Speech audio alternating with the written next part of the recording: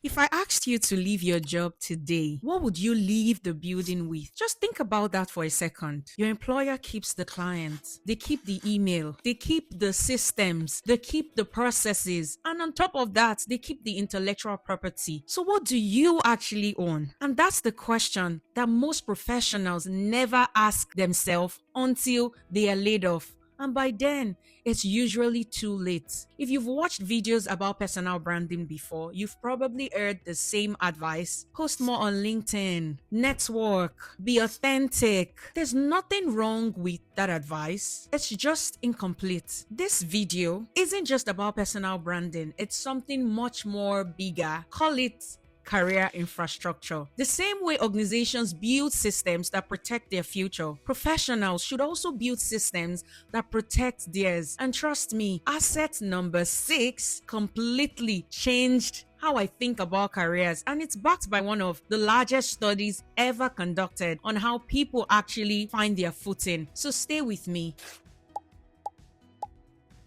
Hi, my name is Simi, and welcome to Clarity with Simi. I work at the intersection of strategy, governance, and public policy. And over the last 10 years, I've worked across governments, consulting, nonprofits, helping organizations build strategies, better governance, and resilient institutions. Somewhere along the way, I noticed something interesting. You see, we spend years helping organizations become resilient, but almost nobody teaches professionals how to build resilience into their own careers. And that's why this channel exists. We don't just talk about careers, we also talk about how institutions think, because once you understand how institutions make decisions, you'll be able to make better decisions for your own career. So let's dive right into it.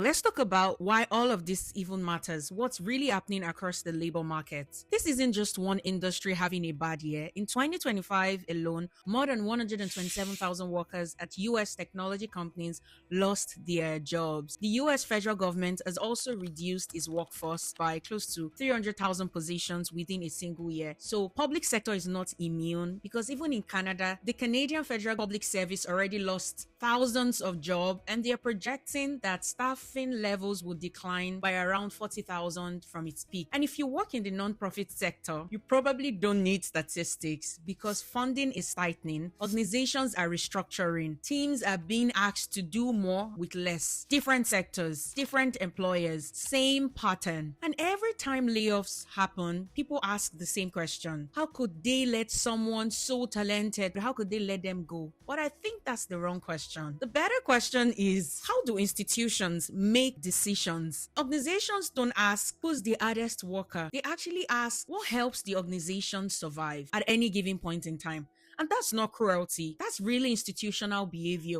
And once you understand that, you stop taking organizational decisions personally, and instead you start preparing strategically. So here's my question for you today. If your employer is constantly building systems to protect itself, what systems are you building to protect yourself, your career? I want you to leave a comment before the end of this video if you've never thought about your career this way, because it's actually very interesting, right? Think about your employer. It has a website, it has a brand, a logo, it has case studies, reports, it has a full-blown marketing team, it even has testimonials, it has knowledge management systems, it has institutional memory, relationships. Everything they've built continues working while people are sleeping. Now ask yourself, I like telling you to ask yourself questions. What do you own? If you lost your job tomorrow, what career assets live with you? Things that are your own. That's why I don't think about personal branding. I think about career infrastructure. Career infrastructure is everything that you've built that creates opportunities, whether you're actively job hunting or not. Today, I'm going to show you 7 assets that every 95 professionals should own. Let's start with the first one, your professional positioning. And I want you to do something while you're watching this video. Open your LinkedIn profile, read your headline. Now ask yourself, could 20 people in my organization copy and paste this exact headline? If the answer is yes, that's your first opportunity. Your job title tells me what your employer calls you. Your positioning tells me why someone should call you. Here's what to do this week. Now, message 5 or 6 people that you've worked with. Ask them one question. If you had to describe my professional strength in 3 words, what would they be? Don't defend the answers. Just look for patterns, then rewrite your LinkedIn headline around the problem problem that you solve. Then go to your about section, rewrite it using 3 questions. Who do you help? What problem do you solve? And what outcome does your work create?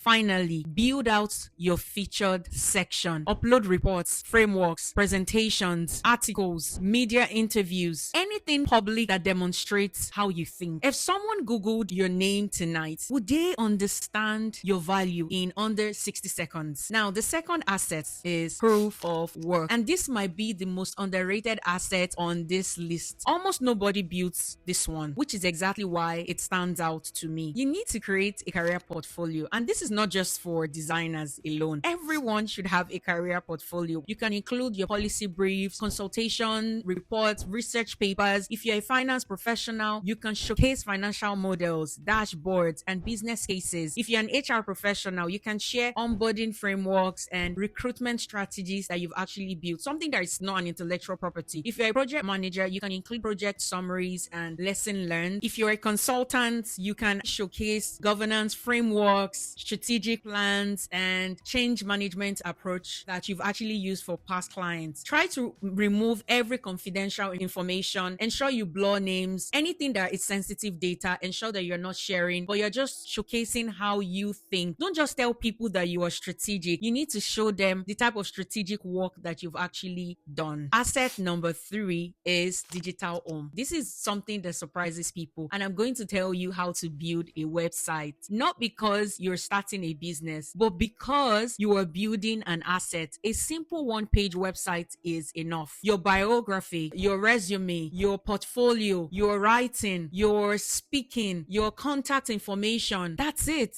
Everything sits in your website. Think about it. LinkedIn belongs to LinkedIn, but your website belongs to you. One is rented space, the other one is owned property. Asset number 4 is knowledge library. I'm not going to tell you to become a content creator. Don't worry, calm down. I'm not going to do that. I want you to become a documenter. Every week, save one thing: a lesson, a framework, a project reflection, a mistake, a question someone asked you, a useful insight from a book. Don't worry about posting everything. You don't have to post everything. You just need to build your own knowledge repository so that 6 months from now, you have dozens of ideas. 2 years from now, you have a body of work that is saved somewhere. People don't follow thoughtful professionals because they post every day. They actually follow them because they consistently have something worth saying, something from their own experience. The 5th asset is career receipts. This habit has helped me more than anything else. You need to create what I call a brag book, a career receipt document. Every Friday, answer 4 questions. What did I build today? What did I deliver? Who did I help? What changed because of it? How can I prove it? Save numbers, feedback, emails, testimonials, metrics. I'll put a link to the brag book that I actually use for my own career. If you want it, you can use the link in the description. So the point is that interview season isn't the time to start remembering all your wonderful accomplishments. You need to document your impact while it is still fresh. Now let's go to asset number 6, relationship capital. Now we're at my favorite one. If you only remember one thing from today's video, let it be this one. LinkedIn studied more than 20 million professionals over 5 years. The findings were published in the journal Science. The research found that your next opportunity is usually not going to come from your closest friends, and it's usually not going to come from complete strangers. Do you know where it comes from? It comes from your acquaintances. I mean, former colleagues, someone from a conference, an old classmate. You know why? Because your closest friends usually know what you know. I know. Your acquaintances, they introduce you to opportunities that your immediate circle will never see. So stop thinking about networking. You need to instead start thinking about relationship capital. And every now and then, you need to reach out to one person, congratulate them on something they have accomplished, comment something thoughtfully under the post that they share something useful, stay present before you need something from them. Relationships compound over time. Now, let's go to the 7th asset, your reputation. You see, everything that we've talked about builds one thing: your reputation, not the influencer version, the professional version. Your reputation is simply what gets said when your name comes up in a space that you're not present in. That's your real brand. And this is what thought is very important. Career infrastructure won't stop layoffs. That's not the promise. If organizations eliminate an entire function, your LinkedIn profile won't save you. But you see your career infrastructure, it changes what happens next. One person leaves with only a resume, another person leaves with a LinkedIn profile that, of course, is working for them, a website, a portfolio, recommendations, and a knowledge library. They also have strong relationships. They have trusted reputations. Same layoff, but very, very different outcome, very different recovery. The multiplier is the career infrastructure. One last thought. None of this works overnight.